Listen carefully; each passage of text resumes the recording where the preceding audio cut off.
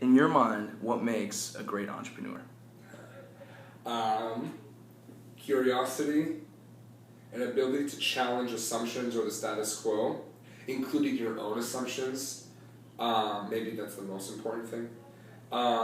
Someone who is able to delegate, which was a skill I had to develop with time. It's not something I was personally born with.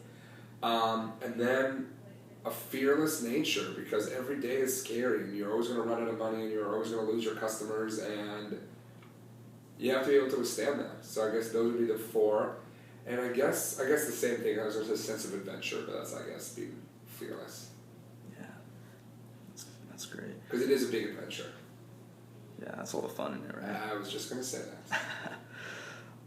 What role did your education have in your success? Huge. A lot. So my education in undergrad was finance and accounting, and then in grad school I did the MPAC program, so it was tax law and corporate law.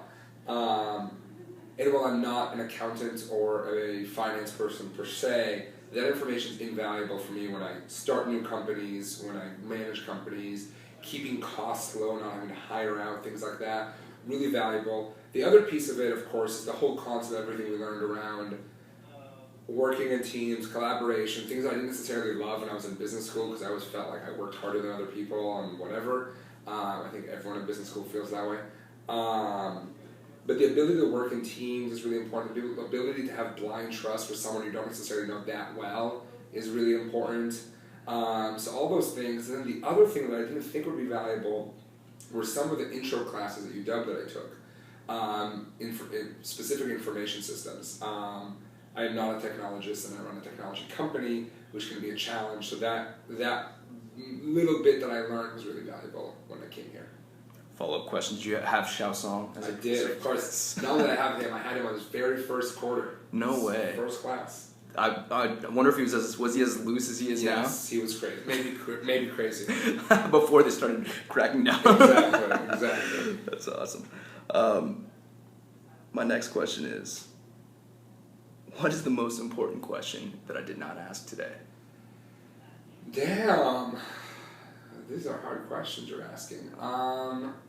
The most important question you didn't ask today.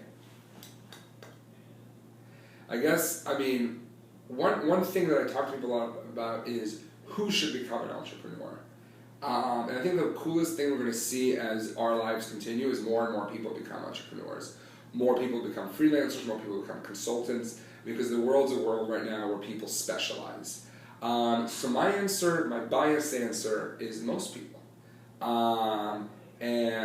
I think that, another question you can ask is, what am I going to do with UTrip? I get this question a lot. Do you just want to sell it? Do you want to build it forever? And I don't know the answer to that question. But what I do know is that for me, entrepreneurship is a career, not a one-time thing.